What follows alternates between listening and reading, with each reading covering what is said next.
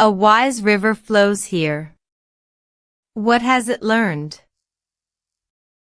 This is a river.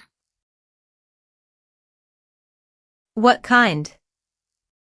This is a wise river.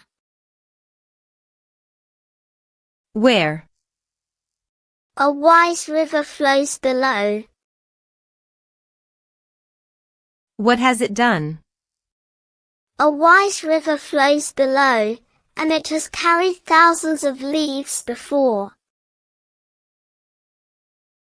Teaching what? A wise river flows below, and it has carried thousands of leaves before, teaching one lesson. What lesson? A wise river flows below, and it has carried thousands of leaves before, teaching one lesson. You cannot stop the water. So what? A wise river flows below, and it has carried thousands of leaves before, teaching one lesson.